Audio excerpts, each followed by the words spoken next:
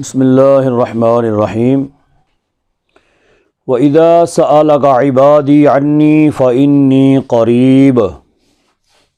اور اے محبوب، جب پوچھیں تم سے عبادی میرے بندے، سألک پوچھیں تم سے عبادی میرے بندے، عنی میرے بارے میں، فإنی قریب پس میں بے شک میں قریب ہوں، اجیب دعوت الداعی اذا دعان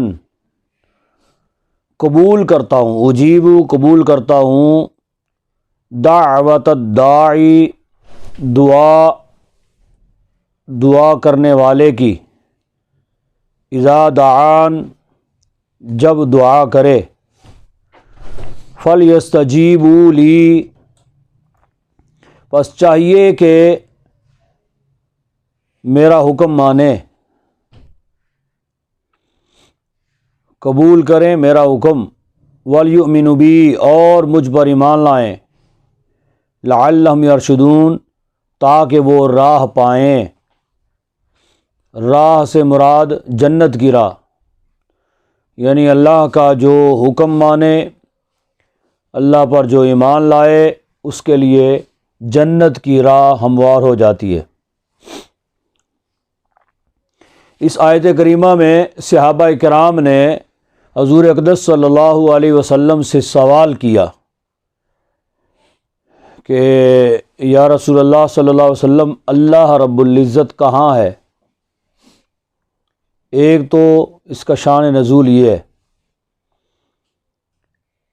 اور پھر صحابہ نے عرض کیا یا رسول اللہ، ہم دعا اگر کریں تو کیسے دعا کریں، کس طرف منہ کر کے دعا کریں، اور کیا اس کے لیے کوئی سمت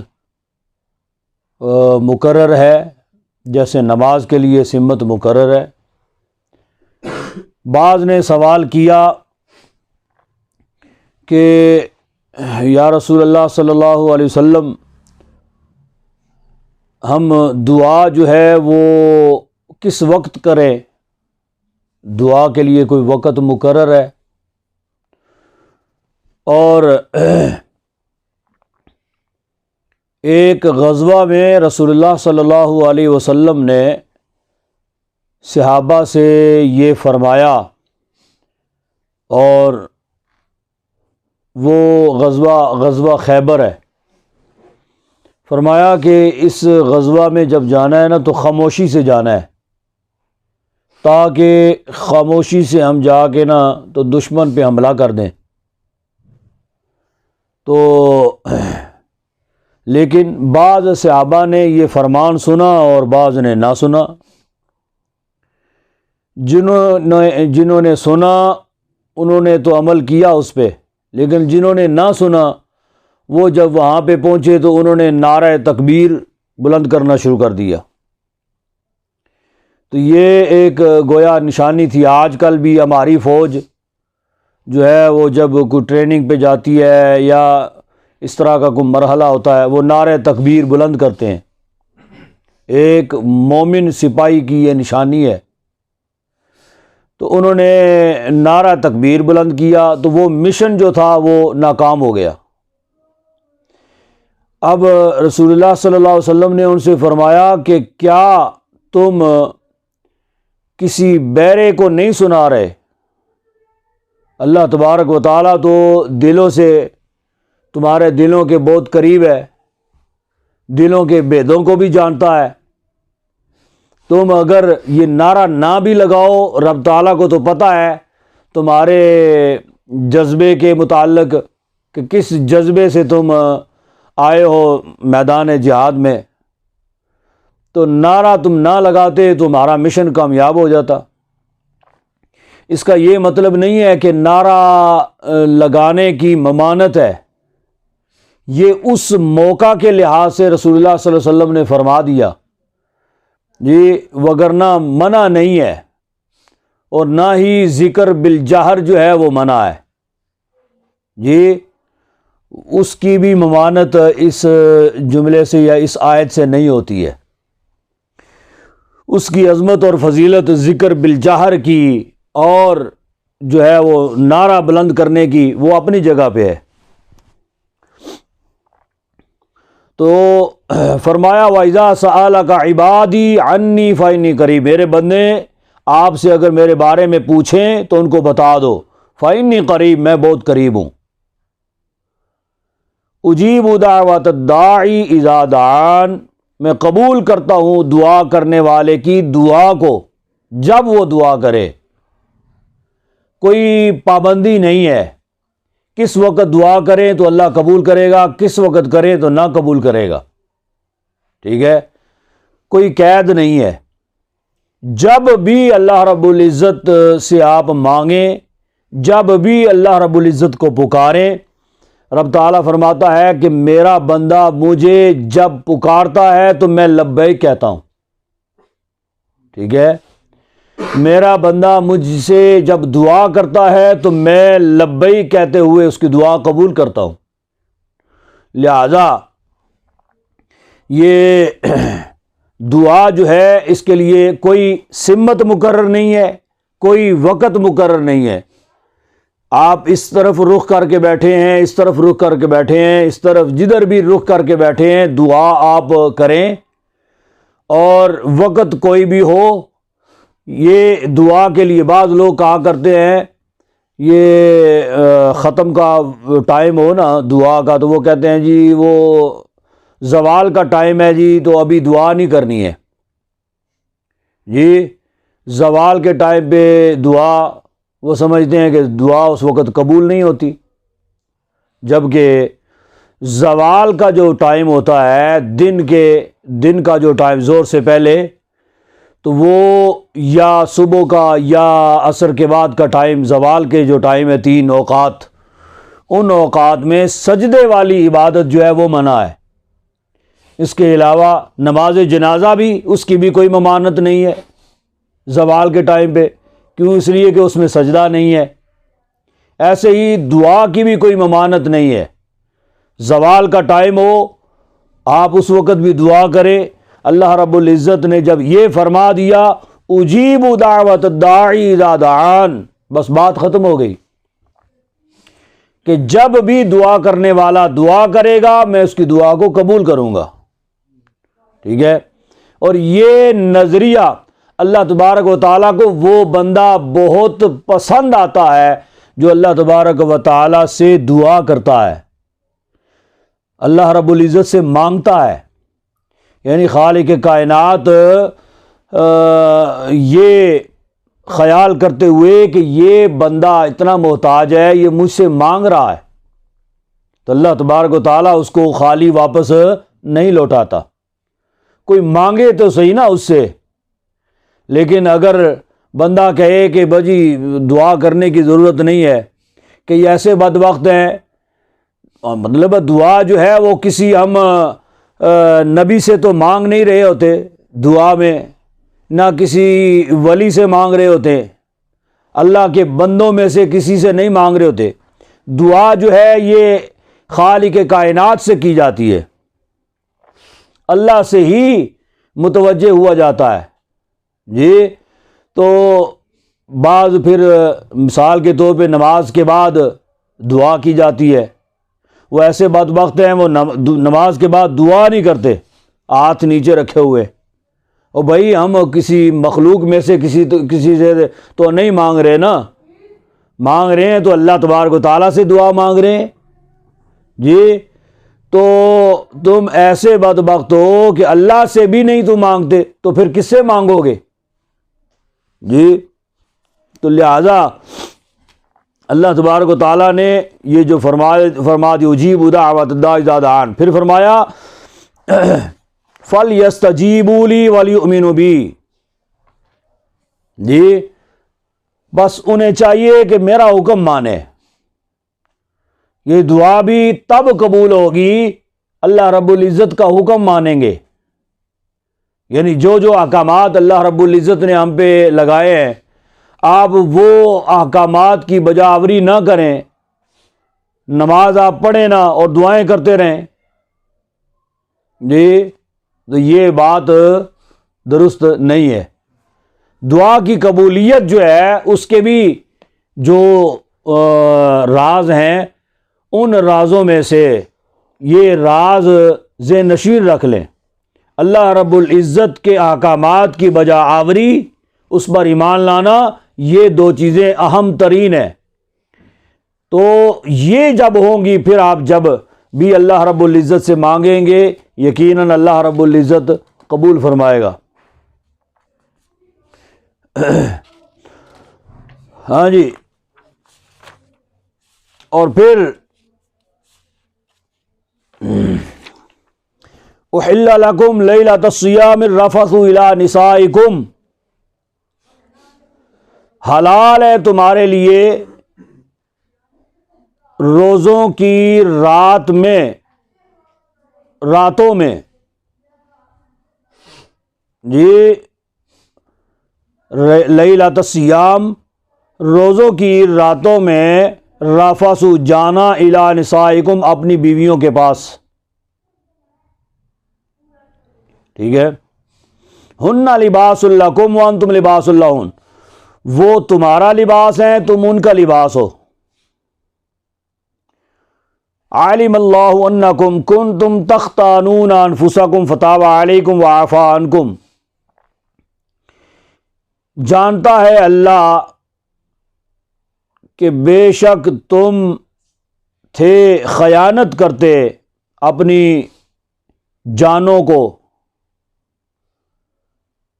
جی خیانت میں ڈالتے تھے اپنی جانوں کو، فتاب علیکم، پس توبہ قبول کی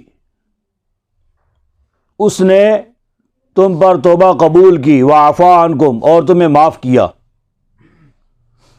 فالآن باشروہن وابتغوا ما کتب اللہ لکم، پس اب جمع کرو ان سے، باشروہن جمع کرو ان سے، وابتغوا ما کتب اللہ لکم، اور تلاش کرو جو لکھا اللہ نے تمہارے لیے۔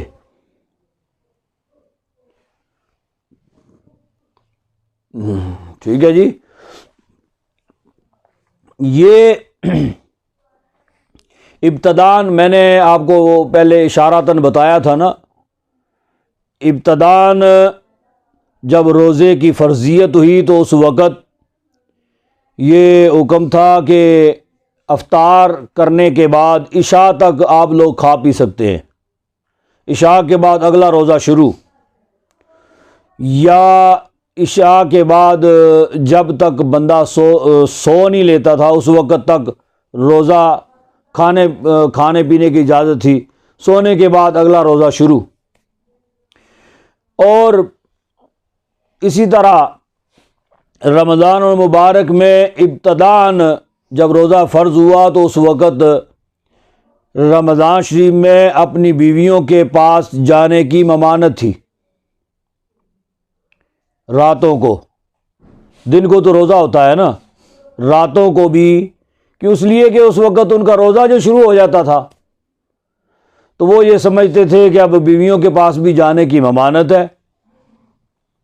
تو ایک مرتبہ حضرت عمر فاروق رضی اللہ تعالی عنہ وہ رات کو اپنی رفیقہ حیات کے پاس چلے گئے جی، اور رات کو ان سے جمع ہو گیا۔ اب جب وہ جیسے فارغ ہوئے، اس کے بعد غسل کر کے فارغ ہوئے، غسل کرنے لگے، یا اس کے بعد وہ پھر مارے ندامت کے بہت شرمندہ ہوئے کہ مجھ سے تو بہت بڑی غلطی ہو گئی۔ صبح جب رسول اللہ صلی اللہ علیہ وسلم کی بارگاہ میں پیش ہوئے، نماز کے بعد حضور اقدس صلی اللہ علیہ وسلم سے یہ درخواست کرنے لگے، یا رسول اللہ مجھ سے بہت بڑا پاپ ہو گیا۔ حالانکہ ان کی اپنی رفیقہ حیات ہے، ان کی اپنی بیوی ہے، منکوحہ بیوی ہے جی، تو ہم ایسے بدبخت ہیں کہ ہم ان چیزوں کا تو خیال کرتے ہی نہیں ہے نا۔ وہ ان کی منکوحہ بیوی ہے، لیکن پھر بھی عرض کرنے لگے یا رسول اللہ مجھ سے بہت بڑی غلطی ہو گئی کہ راتوں کو جمع کرنے کی بھی اجازت نہیں رمضان شریف میں، مجھ سے یہ ہو گیا۔ تو حضرت نبی پاک صلی اللہ علیہ وسلم فرمانے لگے اے عمر تجھ سے تو کم از کم یہ امید نہ تھی جی، لیکن پھر نبی پاک صلی اللہ علیہ وسلم نے جب جیسے یہ فرمایا نا تو پھر کئی اور صحابہ کھڑے ہو گئے، وہ بھی کہنے لگے یا رسول اللہ ہم سے بھی یہ ہو گیا، ہم سے بھی یہ ہو گیا، اس رات ہوا یا اس سے پہلے ہوا تھا واللہ عالم۔ کہا جی ہم سے بھی یہ جسارت ہو گئی۔ تو اس موقع پر پھر یہ آیت کریمہ نازل ہو گئی جس میں راتوں کو، رمضان المبارک کی راتوں کو اپنی بیویوں کے پاس جانے کی اجازت ہو گئی کہ روزے کی حالت میں اگر کوئی اپنی بیوی کے پاس جائے، جمع کرے تو پھر روزہ بھی جاتا رہتا ہے، اور جو ہے وہ تو ایسا ہی ہے جس نے جان بوجھ کے روزہ توڑا۔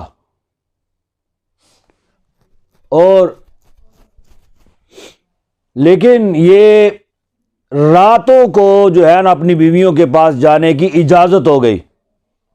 فرمایا احل لکم لیلۃ الصیام الرفث الی نسائکم، اب کے بعد حلال ہے تمہارے اوپر، تم پر راتوں کو، رمضان شریف یعنی روزوں کی راتوں کو جانا اپنی بیویوں کے پاس۔ فرمایا ہن لباس لکم وانتم لباس، وہ تمہارا لباس ہے تم ان کا لباس ہو۔ اس لباس سے مراد کیا ہے؟ لباس کیوں فرمایا گیا؟ مرد عورت کے لیے، عورت مرد کے لیے لباس۔ اس لباس سے مراد کیا ہے؟ یہ اس کی وجہ یہ ہے، اس فرمان سے مراد یہ ہے کہ جیسے یہ لباس جسم کے عیبوں کو ڈھانپ لیتا ہے، ایسے ہی عورت اور مرد جو ہے وہ اپنی بیوی کے عیبوں کو چھپا لیتے، جیسے یہ لباس چھپا لیتا ہے۔ اب لباس پہنا ہوا ہے، نیچے جسم پر کیا ہے کیا نہیں ہے جی، تو وہ باقی لوگوں سے کم از کم چھپا ہوا ہے۔ ایسے ہی لباس اس وجہ سے فرمایا گیا کہ عورت جو ہے کم از کم خاوند وہ اپنی بیوی کے عیوب کو، عیبوں کو چھپائے گا، ایسے ہی عورت جو ہے وہ اپنے خاوند کے عیبوں کو چھپائے گی، یعنی کسی پر ظاہر نہیں کریں گی۔ ایک دوسرے کے رازوں سے واقف ہونے کے باوجود وہ اپنی بیوی کے یا بیوی اپنے خاوند کے رازوں کو چھپاتے ہیں، ٹھیک ہے۔ اور یہ جب جو ہے رات میں جب یہ اکٹھے ہوتے ہیں تو اس وقت جیسے یہ لباس جسم کے ساتھ مس ہے، ایسے ہی وہ آپس میں مس ہوتے ہیں، اس وجہ سے ان کو لباس کہا گیا۔ اور پھر فرمایا کہ عالم اللہ انکم کنتم تختانون انفسکم، یہ بعض صحابہ سے یہ خیانت ہو گئی، یعنی راتوں کو اپنی بیویوں کے پاس چلے گئے حالانکہ ممانعت تھی، تو فرمایا کہ جب اللہ جانتا ہے کہ تم سے خیانت ہوئی ہے، لیکن فرمایا اب جو گزر گیا فتاب علیکم، اس نے تمہاری توبہ قبول فرما لی، اس پر تمہاری کوئی پکڑ نہیں ہے، فتاب علیکم وعفا عنکم، اور تمہیں اس نے معاف کر دیا۔ فالآن باشروہن، اب واضح ترین الفاظ میں اللہ تبارک و تعالیٰ نے فرما دیا فالآن، پس اب تم مباشرت کرو یعنی جمع کرو ان سے، وابتغوا ما کتب اللہ لکم، اور طلب کرو جو اللہ نے تمہارے نصیب میں لکھا ہے، تلاش کرو، وابتغوا تلاش کرو جو اللہ نے تمہارے لیے لکھا ہے۔ یعنی جو احکامات میاں بیوی کے آپس میں ہیں ان احکامات کی بجا آوری تم کرو۔ پھر وَكُلُوا وَاشْرَبُوا حَتَّى يَتَبَيَّنَ لَكُمُ الْخَيْطُ الْأَبْيَضُ مِنَ الْخَيْطِ الْأَسْوَدِ مِنَ الْفَجْرِ، اور کھاؤ اور پیو۔ اب کیا تھا کہ پہلے کھانے پینے کی بھی راتوں کو اجازت نہ تھی، اب اس جملے سے، یہ آیت کریمہ کے اس جز سے، اس حصے سے اللہ تبارک و تعالیٰ نے راتوں کو کھانے پینے کی بھی اجازت عطا فرما دی۔ وَكُلُوا وَاشْرَبُوا، اور کھاؤ اور پیو، حتیٰ يَتَبَيَّنَ لَكُمُ الْخَيْطُ الْأَبْيَضُ مِنَ الْخَيْطِ الْأَسْوَدِ مِنَ الْفَجْرِ، حتیٰ کہ ظاہر ہو جائے تمہارے لیے سفیدی کا ڈورا کالے ڈورے سے، من الفجر، فجر سے، ٹھیک ہے۔ اب یہ سفیدی کا ڈورا کالے ڈورے سے مراد کیا ہے؟ یعنی ایک صحابی تھے نا، تو انہوں نے سمجھا کہ یہ جو ارشاد ہوا ہے نا، سفیدی کا ڈورا کالے ڈورے سے جب تک واضح نہ ہو جائے، ظاہر نہ ہو جائے جی، تو اس وقت تک تم کھاتے پیتے رہو۔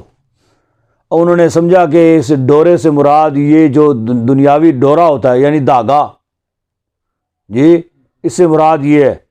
انہوں نے کیا کیا، ایک سفید ڈورا لیا تو گچھا سا بنا کے نا، تو سرہانے کے نیچے ایک طرف رکھ دیا، ایک کالا ڈورا لیا لپیٹ کے، اس کو گچھا بنا کے نا سرہانے کے دوسری طرف رکھ دیا۔ انہوں نے کہا کہ یہ جو فرمایا گیا کہ جب تک سفیدی کا ڈورا کالے ڈورے پر ظاہر نہ ہو جائے اس وقت تک تم کھاتے رہو جی۔ تو اب وہ رات کو نا اٹھ کے سرہانہ اٹھا کے دیکھتے تھے کہ یہ سفید والا ڈورا کالا ہو جائے گا، کالا جو ہے وہ سفید ہو جائے گا، اس وقت تک کھاتے رہنا ہے۔ تو وہ تو ظاہر ہے وہ سفید کا سفید ہی رہنا تھا، کالا ہے تو کالے کا کالا ہی رہنا تھا۔ اب صبح رسول اللہ صلی اللہ علیہ وسلم کی بارگاہ میں وہ پہنچے، جا کے وہ ماجرا سنایا رات کا کہ میں نے تو اس سے یہ ڈورا مراد لیا ہے، اور میں نے وہ تجربہ کرنے کی کوشش کی ہے تو وہ تو میں ناکام ہو گیا۔ تو نبی پاک صلی اللہ علیہ وسلم نے فرمایا کہ پھر تو تمہارا تکیہ جو ہے بڑا فراخ ہے جی، بڑا فراخ ہے۔ فراخ سے مراد کیا ہے؟ اس سے مراد یہ ڈورا نہیں ہے جو دنیا والا ہے، اس سے مراد صبح پھوٹنے سے پہلے، یعنی فجر جو ہے نا وہ شروع ہونے سے پہلے آپ مشرق کی طرف دیکھیں گے نا، مشرق کی طرف جہاں سے سورج نکلتا ہے وہاں سے ایک لائن جو ہے نا یہ سفیدی کی یہ ظاہر ہوتی ہے، سفیدی کی لائن ایک ظاہر ہوتی ہے، ایسے ہی ایک کالی جو لائن ہوتی ہے نا وہ بھی ظاہر ہوتی ہے۔ تو پھر سفیدی کی لائن آنے کے بعد کالی لائن جو ہے نا وہ آہستہ آہستہ ڈوبنا شروع ہو جاتی ہے، یا ماند پڑنا شروع ہو جاتی ہے، کم ہونا شروع ہو جاتی ہے۔ اس سے مراد وہ ہے، وہ صبح فجر سے پہلے اس وقت میں، اب یہ ہر جگہ پہ یہ دیکھا نہیں جا سکتا نا، آگے بلڈنگیں ہوتی ہیں، یہ وہ کھلے میدان میں اگر آپ جائیں نا تو آپ اس چیز کا مشاہدہ کریں تو ایک لائن ایسی نظر آئے گی، اس سے مراد ڈورا وہ ہے، ٹھیک ہے۔ تو وہ تو پھر پتہ نہیں کتنے کوسوں تک وہ ڈورا ہوتا ہے، تو نبی پاک صلی اللہ علیہ وسلم نے اس لیے فرمایا کہ پھر تو تمہارا تکیہ جو ہے یہ بڑا فراخ ہے، بہت بڑا تکیہ ہے کہ جس کے نیچے وہ یہ والے ڈورے جو ہے نا یہ آ گئے جی۔ تو یہ فجر سے، یعنی فجر سے پہلے تک یہ ڈورے جو ہے نا یہ سفیدی کا ظاہر ہو جاتا ہے، اور کالا ڈورا جو ہے نا یہ ماند پڑنا شروع ہو جاتا ہے، اس وقت تک تم کھا پی سکتے ہو۔ یعنی وہ آج کل تو پھر صرف سیدھا سا وہ یعنی جیسے جیسے وقت گزر رہا ہے تو وہ سائرن بج جاتے ہیں تو پتہ چل جاتا ہے روزہ بند ہو گیا جی۔ اس وقت لوگ اسی چیز کو دیکھا کرتے تھے، اس وقت سائرن شائرن تو ہوتے کوئی نہیں تھے نا، تو اسی چیز کو وہ دیکھا کرتے تھے کہ وہ سفیدی کا ڈورا جو ہے وہ ظاہر ہوا ہے یا نہیں ظاہر ہوا۔ ثم اتموا الصیام الی اللیل، پھر پورا کرو روزہ رات تک، یعنی رات آنے تک، مغرب تک جو ہے نا اس روزہ کو پورا کرو۔ ولا تباشروہن وانتم عاکفون فی المساجد، اور نہ تم جمع کرو ان سے، وانتم عاکفون، اور تم ہو اعتکاف کی حالت میں، فی المساجد، مسجدوں میں۔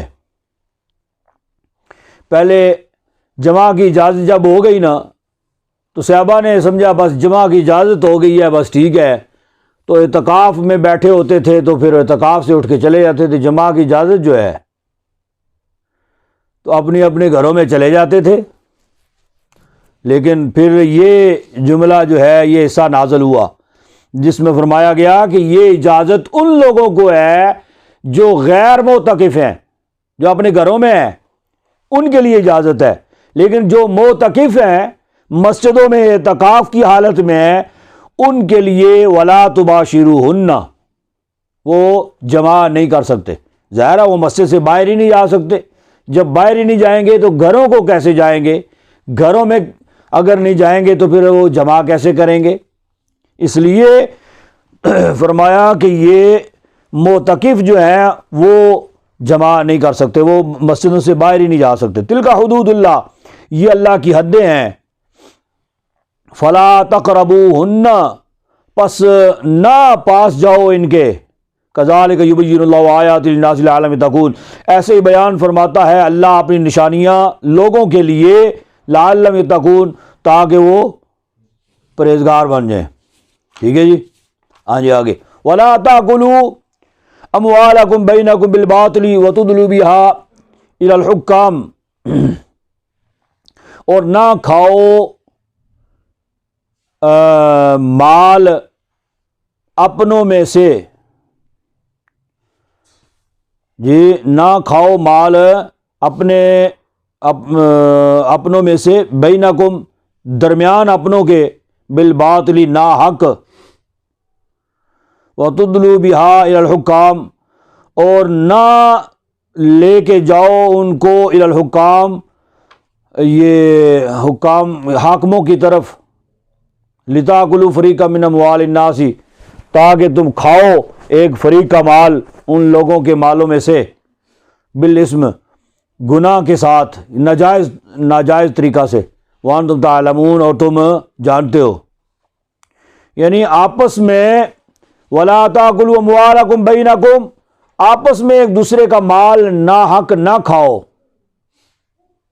ٹھیک ہے، اس سے مراد کیا ہے؟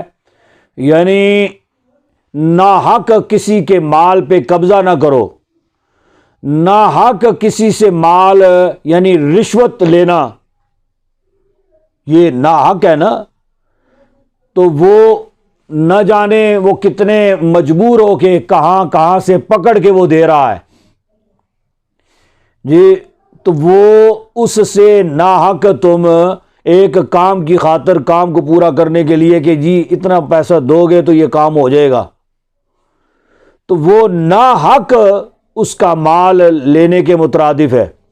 اور اگر تم خود نہیں کر سکتے یہ کام، یا تم خود وہ مال نہیں مار سکتے، اس پر قبضہ نہیں کر سکتے، وہ کھا نہیں سکتے، وَتُدْلُوا بِهَا إِلَى الْحُكَّامِ، تو یہ نہیں ہے کہ تم کسی بڑے کی سفارش کرواؤ، جی کہو کہ جی میں اس سے بات کرتا ہوں جو آپ سے بڑا ہے، تو پھر تو آپ کو دینے ہی پڑیں گے نا جی، یا ظاہر سی بات ہے پھر نیچے سے لے کر اوپر تک پھر کھاتے ہیں نا سارے، تو کسی بڑے کی کال کروا دی، وہ کہے کہ جی یہ کام کروانا ہے تو اس کو یہ جو ہے نا وہ 4 پیسے دینے پڑیں گے جی، تو وہ وَتُدْلُوا بِهَا إِلَى الْحُكَّامِ، وہ کس لیے کرتے ہیں؟ لِتَأْكُلُوا فَرِيقًا مِّنْ أَمْوَالِ النَّاسِ، تاکہ کھائیں لوگوں کا کچھ مال ناجائز طور پر، کچھ حصہ مال میں سے، لوگوں کے مال میں سے ناجائز طریقہ سے تم کھاؤ، وانتم تعلمون، جان بوجھ کر۔ تو یہ ایسے کرنا رب تعالیٰ کی پکڑ میں آنے کے مترادف ہے۔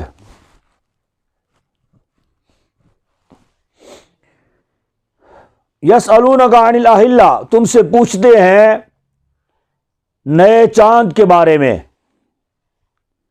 یعنی رسول اللہ صلی اللہ علیہ وسلم سے سوال کرتے ہیں۔ اب اس میں بڑی جو ہے نا پرلطف بات ہے، وہ کیا ہے؟ یعنی صحابہ نے رسول اللہ صلی اللہ علیہ وسلم سے سوال کیا۔ اب اللہ تبارک و تعالیٰ کو پتہ چل گیا کہ صحابہ نے سوال کیا ہے، حضور اقدس صلی اللہ علیہ وسلم سے سوال کیا ہے۔ اب اللہ تبارک و تعالیٰ آگے جواب اللہ حضور کو فرما رہا ہے، قل ہی مواقیت للناس والحج، آپ ان کو فرما دیجئے، ٹھیک ہے، یہ آپ سے یہ سوال کرتے ہیں تو آپ ان کو یہ فرما دیجئے کہ وہ کیا ہے؟ علامات ہیں، مواقیت علامات ہیں، للناس لوگوں کے لیے، والحج اور حج کے لیے، ٹھیک ہے جی۔ وہ کیا ہیں؟ علامتیں ہیں لوگوں اور حج کے لیے۔ ایک بات یہ ذہن میں رکھیں، ہماری زیادہ تر عبادات جو ہیں اس کا تعلق چاند کے ساتھ ہے، نماز کا تعلق سورج کے ساتھ ہے، ٹھیک ہے، یعنی اس کے اوقات جو ہیں نا یہ سورج کی رفتار اور اس کے تعین پر اس کے اوقات مقرر کیے گئے ہیں۔ کہاں پر سورج پہنچے تو کون سی نماز ہے، پھر کہاں پر سورج پہنچے تو کون سی نماز ہے، اس طرح سورج کے ساتھ نمازوں کے اوقات جو ہے نا یہ متعین کیے گئے۔ باقی یہ زکوٰۃ ہے، روزہ ہے، حج ہے، یہ سارے معاملات یا بیوہ کی عدت ہے یا دودھ پلانے کا جو وقت ہے جی، ان سب کا تعلق چاند کے ساتھ ہے، ان سب کا تعلق چاند کے ساتھ ہے۔ یعنی چاند نظر آئے گا تو پتہ چلے گا رمضان شروع ہو گیا، چاند نظر آئے گا تو پتہ چلے گا اب کون سا مہینہ ہے، محرم شروع ہو گیا ہے، اب حج والا مہینہ ہے، اب رمضان شریف کا مہینہ ہے۔ ان تمام چیزوں کا تعلق کس کے ساتھ ہے؟ چاند کے ساتھ ہے، ٹھیک ہے۔ تو یہ فرمایا کہ یہ اس میں کیا ہے؟ علامات ہیں لوگوں کے لیے اور حج کے لیے۔ وَلَيْسَ الْبِرُّ بِأَن تَأْتُوا الْبُيُوتَ مِن ظُهُورِهَا وَلَكِنَّ الْبِرَّ مَنِ اتَّقَىٰ، اور نیکی یہ نہیں ہے کہ تم آؤ گھروں میں من ظہوریہ اس کے پیچھے سے، جی اس کے پچھواڑے سے، یعنی پچھلی طرف سے تم داخل ہو، دروازے چھوڑ دو، دروازے سے نہ آؤ۔ یہ کس حالت میں؟ احرام کی حالت میں۔ وَلَكِنَّ الْبِرَّ مَنِ اتَّقَىٰ، اور نیکی جو ہے یہ تو پرہیزگاری ہے۔ وَأْتُوا الْبُيُوتَ مِنْ أَبْوَابِهَا، اور آؤ گھروں میں دروازے سے۔ وَاتَّقُوا اللَّهَ لَعَلَّكُمْ تُفْلِحُونَ، اور ڈرو اللہ سے تاکہ تم فلاح پاؤ۔ یعنی بعض لوگ احرام کی حالت میں وہ سمجھا کرتے تھے کہ احرام جب باندھ لیا ہے تو احرام کی حالت میں اب گھروں میں جانے کی ممانعت ہے، تو وہ کیا کرتے تھے کہ وہ چوری چھپے آگے پیچھے جو ہے نا وہ ذرا جاتی شاتی مار کے نا، کوئی دیکھ تو نہیں رہا تو پیچھے سے وہ یا کوئی سوراخ کر لیتے تھے جی، تو یا کوئی ایسا ذریعہ اپنا چھت پھلانگ کے چلے جاتے، یا کوئی ایسا کوئی ڈھونگ اختیار کرتے وہ، تاکہ کوئی دروازے سے اگر جائیں گے تو وہ کو دیکھ لیں گے تو وہ کہیں گے کہ احرام کی حالت میں یہ گھر جا رہا ہے۔ جی احرام کی حالت میں کچھ پابندیاں ہیں جی، اور احرام کی حالت میں مطلب جمع نہیں کر سکتا، بیوی کے ساتھ کے پاس جا نہیں سکتا، رات ہو یا دن ہو کچھ بھی ہو، جب احرام باندھا ہوا ہے تو پھر ان چیزوں کی پابندیاں ہیں۔ لیکن اب یہ نہیں ہے کہ گھروں میں بھی نہیں جا سکتے۔ مثال کے طور پہ ہم یہاں سے جاتے ہیں حج کرنے کے لیے تو ایک کمرہ جو ہے نا وہ ہمیں دے دیا جاتا ہے، یہ آپ کا کمرہ ہے جی، آپ کی رہائش ہے۔ اب جب تک ہم وہاں پہ ہیں، ہم نے اس کا کرایہ دیا ہوا ہے نا، پیسہ دیا ہوا ہے اس کا، جب تک وہ وہاں پہ ہم ہیں اس وقت وہ گویا کہ ہمارا گھر ہے، ٹھیک ہے۔ ہم وہاں سے جائیں گے، حج کریں گے، واپس اپنی رہائش میں آئیں گے۔ اب یہ نہیں ہے کہ بیوی اندر ہے تو احرام کی حالت میں ہے تو ہم گھر میں نہیں جا سکتے، یا وہ ٹینٹ کنات لگی ہے تو راستہ جو ہے وہ تو آگے سے ہے لیکن وہ پیچھے سے وہ ایسے کپڑا شپڑا اٹھا کے تو نیچے سے گھس جائے، کہے کہ جی آگے سے جائیں گے تو لوگ دیکھ لیں گے، تو یہ نامناسب ہے۔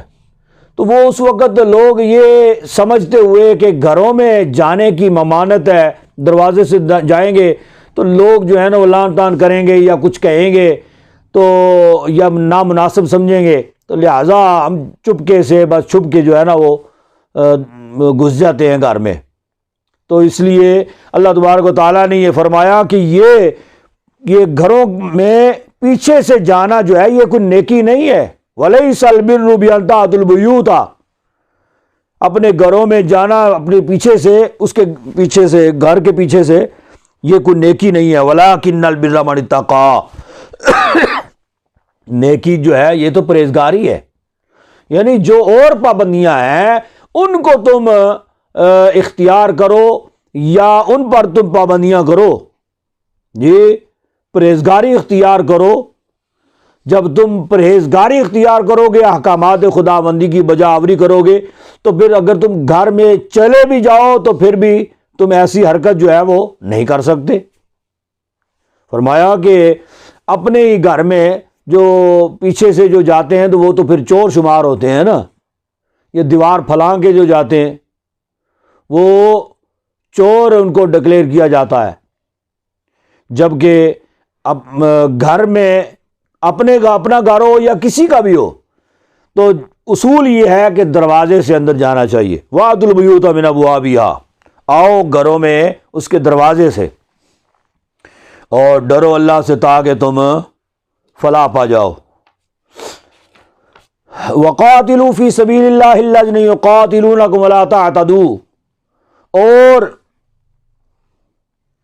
جنگ کرو، لڑو فی سبیل اللہ کی راہ میں، الذین ان لوگوں سے، یقاتلونکم جو تم سے لڑتے ہیں، ولا تعتدوا اور حد سے نہ بڑھو۔ ان اللہ لا يحب المعتدین، بے شک اللہ نہیں پسند فرماتا حد سے بڑھنے والوں کو۔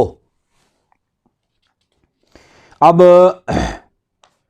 جب جنگ کے احکامات جو ہیں نا یہ بھی یکدم جاری نہیں ہوئے، یہ بھی آہستگی میں آہستہ آہستہ یہ جنگ کے احکامات جاری ہوئے، لیکن ابتدا میں بڑی بڑی پابندیاں تھیں۔ شروع میں یہ تھا کہ جب تک وہ جو ہے نا، پہلے شروع میں یہ تھا کہ کفار اگر تمہیں ایذا بھی دیں تو پھر بھی برداشت کر جاؤ، صبر کر جاؤ، تم نے آگے سے کچھ کہنا نہیں ہے، اس لیے کہ ایک تو وہ حرم پاک ہے، وہاں پہ لڑائی جھگڑا کرنا یہ بھی درست نہیں ہے۔ دوسرا، احرام کی حالت میں تم ہوگے، احرام کی حالت میں بھی تم ان سے جھگڑا کرو، اس بات کی بھی ممانعت ہے، قتل و قتال کرو، یہ اس بات کی ممانعت ہے۔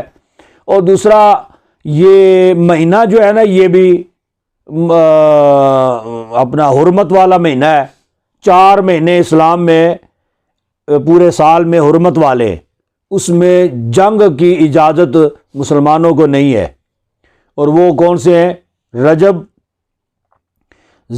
ذیقعد، ذی الحج، محرم، ٹھیک ہے، رجب، ذیقعد، ذی الحج، محرم، یہ 4 مہینے ہیں جن میں حرمت والے مہینے ہیں، جس میں جنگ کرنا، قتل و قتال کرنا، اس چیز کی ممانعت۔ تو ابتدا میں یہ تھا کہ صبر کر جایا کرو، نہ ان سے اس طرح جھگڑا کرو، نہ لڑائی قتل و قتال کرو، بس صبر کر جایا کرو، پہلے یہ تھا۔ پھر اجازت ہوئی، ٹھیک ہے اگر وہ تم سے لڑیں تم ان سے لڑو، پہل نہ کرو، کفار کے سامنے تم پہل نہ کرو. وقاتلوا فی سبیل اللہ الذین یقاتلونکم ولا تعتدوا، اگر اور لڑو اللہ کی راہ میں ان سے یقاتلونکم جو تم سے لڑے، ولا تعتدوا لیکن حد سے نہ بڑھو. یعنی جتنا انہوں نے تمہیں ایذا دی ہے بس اتنی ایذا ان کو دے دو. جتنا انہوں نے ایک تھپڑ مارا ہے بس تم بھی بدلے میں ایک تھپڑ مار دو. ٹھیک ہے، لیکن فرمایا کہ حد سے نہ بڑھو. ان اللہ لا يحب المعتدین، بے شک اللہ نہیں پسند فرماتا حد سے بڑھنے والوں کو. وَاقْتُلُوهُمْ حَيْثُ ثَقِفْتُمُوهُمْ وَأَخْرِجُوا مِنْ حَيْثُ أَخْرَجُوكُمْ وَالْفِتْنَةُ أَشَدُّ مِنَ الْقَتْلِ. اب اور زیادہ سخت حکم آ گیا اس آیت میں. وہ کیا ہے؟ وَاقْتُلُوهُمْ، اور لڑو ان سے، حَيْثُ ثَقِفْتُمُوهُمْ جہاں بھی تم ان کو پاؤ. اب وہ حملہ کریں یا نہ کریں، وہ پہل کریں یا نہ کریں، فرمایا جہاں بھی تم ان کو پاؤ نا، وَاقْتُلُوهُمْ حَيْثُ ثَقِفْتُمُوهُمْ جہاں بھی تم ان کو پاؤ وہاں ہی ان کو کیا کرو، وَاقْتُلُوهُمْ مارو ان کو یا قتل کرو ان کو جہاں بھی تم ان کو پاؤ. وَأَخْرِجُوهُمْ مِنْ حَيْثُ أَخْرَجُوكُمْ نکالو ان کو جہاں سے انہوں نے تمہیں نکالا. وَالْفِتْنَةُ أَشَدُّ مِنَ الْقَتْلِ، اور فتنہ جو ہے یہ زیادہ سخت ہے قتل سے. اس سے مراد کیا ہے؟ وہ رسول اللہ صلی اللہ علیہ وسلم ایک مرتبہ عمرہ شریف کے لیے تشریف لے گئے. مشرکین نے روک لیا، کہا کہ جی آپ عمرہ نہیں کر سکتے. ٹھیک ہے، نبی پاک صلی اللہ علیہ وسلم مدینہ سے ہجرت کر نہ مکہ سے ہجرت کر کے مدینہ گئے تھے نا. اب عمرہ شریف کرنے کے لیے تشریف لائے لیکن انہوں نے روک لیا، کہا کہ جی آپ عمرہ نہیں کر سکتے. پھر یہ بات طے ہوئی کہ اس بار تو آپ چلے جائیں، اگلے سال آپ آئیں اور آپ کو عمرہ کرنے کی اجازت ہوگی. 3 دن یہاں پہ قیام کرے اور آگے عمرہ کرے پھر چلے جائیں. اس بات کا عہد و پیمان ہو گیا. تو حضور اقدس صلی اللہ علیہ وسلم عمرہ قضا کرنے کے لیے سال آئندہ تشریف لائے نا، تو آپ کے ساتھ 1400 صحابہ تھے. 1400 صحابہ، لیکن وہ صحابہ یہ شروع سفر سے ہی اس نیت سے آئے تھے کہ مشرکین کا کوئی پتہ نہیں ہے، پچھلے سال بھی انہوں نے روک لیا تھا، کوئی پتہ نہیں اس بار بھی روک لے. ان کا پتہ نہیں ہے کہ پچھلے سال انہوں نے کیوں روکا تھا، اس وقت ان کی تیاری نہ تھی. شاید اس بار جائیں تو وہ تیاری کر کے تو جناب علی راستہ روک کے تو جنگ کرنا شروع کر دیں، کوئی پتہ تو نہیں ہے، ہم سے لڑنا شروع کر دیں. تو ہم بے سر و سامان چلے جائیں، ایسے تو نہیں نہ ہو سکتا، لہذا ہم بھی فل تیاری کر کے جاتے ہیں. جی تو یہ نظریہ لے کے وہاں سے چلے. اب اللہ تبارک و تعالیٰ نے آیت کریمہ بھی نازل کر دی، فرمایا وَاقْتُلُوهُمْ حَيْثُ ثَقِفْتُمُوهُمْ. اب تمہارے لیے یہ ضروری ہے، وہ پچھلا حکم جو ہے وہ منسوخ کہ وہ اگر تمہیں ماریں تو پھر ان کو مارو، یہ بات نہیں ہے. فرمایا اب جب وہ اگر سامنے آئے نا تو جہاں بھی ان کو پاؤ ان کو مارو، ان کو قتل کرو. ٹھیک ہے، وَاقْتُلُوهُمْ. اب ان کو لیکن اس چیز کا خیال کرنا ہے کہ عورتیں ہیں تو عورتوں پر حملہ نہیں کرنا، بچے ہیں تو بچوں پر حملہ نہیں کرنا. ٹھیک ہے، اب جہاں بھی تمہیں وہ کافر ملیں ان کو مارو. وَأَخْرِجُوا مِنْ حَيْثُ أَخْرَجُوكُمْ. فرمایا کہ ایک وقت تھا کہ یہ حضور اقدس صلی اللہ علیہ وسلم اور ان کے جاں نثار صحابی وہ مکہ میں موجود تھے. مکہ میں یہ ان کا اپنا شہر ہے مکہ جو ہے. تو یہاں سے انہوں نے مشرکوں نے اس قدر ایذائیں دی رسول اللہ صلی اللہ علیہ وسلم کو کہ یہ ہجرت کرنے پر مجبور ہو گئے. گویا کہ انہوں نے مکہ سے مشرکین نے رسول اللہ صلی اللہ علیہ وسلم کو نکالا، لہذا اب کیا ہے، وَأَخْرِجُوهُمْ مِنْ حَيْثُ أَخْرَجُوكُمْ. اب تم بھی ان کو نکالو وہاں سے جہاں سے انہوں نے تمہیں نکالا. ٹھیک ہے، لہذا اب ان کو جا کے نا بس لڑنا ہے ان کے ساتھ اور مقابلہ کرنا ہے اور ان کو وہاں سے نکالنا ہے. اور اس کی وجہ وَالْفِتْنَةُ أَشَدُّ مِنَ الْقَتْلِ. اور فرمایا کہ انہوں نے مکہ میں جو فتنہ بپا کیا ہوا ہے، مکہ ایک حرم ہے، حرم اس کو کہتے ہیں جہاں پہ یہ جرائم وغیرہ یہ وہ سارا کچھ یہ حرام ہے وہاں پہ، لیکن یہ مشرک جو ہیں انہوں نے وہاں پہ تو فتنہ برپا کیا ہوا ہے۔ فرمایا کہ قتل کرنا جو ہے وہ اتنا بڑا جرم نہیں ہے، فتنہ کرنا جو ہے نا یہ سب سے بڑا جرم ہے۔ والفتنة أشد من القتل ولا تقاتلوا عند المسجد الحرام۔ پھر صحابہ کہنے لگے کہ بھئی ہم تو احرام کی حالت میں ہوں گے اور ہے بھی حرم شریف ہے، تو حرم میں بھی قتل و قتال کرنا یہ بھی منع ہے، احرام کی حالت میں بھی لڑائی کرنا یہ بھی منع ہے، پھر مہینہ بھی حرمت والا ہے، اس میں بھی یہ جنگ کرنا یہ بھی حرام ہے، اب کیا کریں پھر؟ فرمایا وَلَا تُقَاتِلُوا عِندَ الْمَسْجِدِ الْحَرَامِ حَتَّى يُقَاتِلُوكُمْ فِيهِ، فرمایا کہ نہ تم ان سے لڑو مسجد حرام کے پاس حَتَّى يُقَاتِلُوكُمْ فِيهِ، حتیٰ کہ وہ تم سے لڑیں اس میں، یعنی اگر وہ تم سے اگر وہاں پہ لڑتے ہیں، اگر انہیں اس چیز کا خیال نہیں ہے کہ وہ حرم شریف ہے، حرم شریف کا احترام وہ نہیں کر رہے، تو تمہیں بھی کوئی ضرورت نہیں ہے احترام کرنے کی، تم بھی ان سے لڑو۔ اور وہ اس چیز کا ناجائز فائدہ اٹھا رہے کہ جی حرم شریف میں ہم ان سے لڑیں گے، وہ حرم کا احترام کرتے ہوئے ہم سے نہیں لڑیں گے، وہ ہمارے قریب نہیں آئیں گے جی، اور انہوں نے احرام کی حالت میں ہوں گے پھر بھی وہ قریب نہیں آئیں گے، تو لہٰذا ہم جو مرضی کریں، ماریں ان کو، قتل کریں، جو مرضی کریں، تو اس کا ہمیں کو خمیازہ بھگتنا نہیں پڑے گا۔ فرمایا کہ نہیں، جب وہ حرم شریف کا خیال نہ کرے تو پھر تم بھی خیال نہ کرو، وہ اگر تم سے لڑتے ہیں اس کے پاس تم بھی ان سے لڑو۔ فَإِنْ قَاتَلُوكُمْ فَاقْتُلُوهُمْ، پس اگر وہ تم سے لڑیں فَاقْتُلُوهُمْ، تم ان سے لڑو، تم انہیں قتل کرو۔ كَذَلِكَ جَزَاءُ الْكَافِرِينَ، ایسے ہی بدلہ ہے کافروں کا، یہی سزا ہے کافروں کی۔ فَإِنِ انْتَهَوْا فَإِنَّ اللَّهَ غَفُورٌ رَحِيمٌ، پس اگر وہ باز آ جائیں، ٹھیک ہے، لڑنے جھگڑنے سے وہ باز آ جائیں، فَإِنَّ اللَّهَ غَفُورٌ رَحِيمٌ، بے شک اللہ بخشنے والا مہربان ہے۔ ٹھیک ہے جی، اگلی آیت کریمہ اس کے ساتھ متصل ہی ہے۔ وَقَاتِلُوهُمْ حَتَّى لَا تَكُونَ فِتْنَةٌ وَيَكُونَ الدِّينُ لِلَّهِ، اور لڑو ان سے حَتَّى لَا تَكُونَ فِتْنَةٌ، حتیٰ کہ نہ ہو کوئی فتنہ ختم ہو جائے، وَيَكُونَ الدِّينُ لِلَّهِ، اور ہو صرف دین اللہ کا، صرف اللہ ہی کی عبادت اور اس کی پوجا ہو بس۔ فَإِنِ انْتَهَوْا، پس اگر وہ باز آئیں، فَلَا عُدْوَانَ، پس نہ زیادتی کرو، إِلَّا عَلَى الظَّالِمِينَ، پس ظالموں پر، اگر وہ باز آ جائیں بندے تو پتر بن جائیں تو پھر ٹھیک ہے، کوئی حرج نہیں ہے۔ الشہر الحرام بالشہر الحرام والحرمات قصاص، ماہ حرام کے بدلے میں ماہ حرام اور ادب کے بدلے میں ادب ہے، ٹھیک ہے، یعنی وہ ماہ حرام کا اگر وہ احترام کریں تو پھر تو ٹھیک ہے، آپ بھی ماہ حرام کی وجہ سے جو ہے نا اس کا احترام کرو، اور اگر وہ ادب کریں مکہ کا، حرم شریف کا، تو پھر تم بھی ادب کرو، لیکن اگر وہ ان چیزوں کا پاس نہیں رکھتے تو پھر تمہیں بھی کوئی ضرورت نہیں ہے۔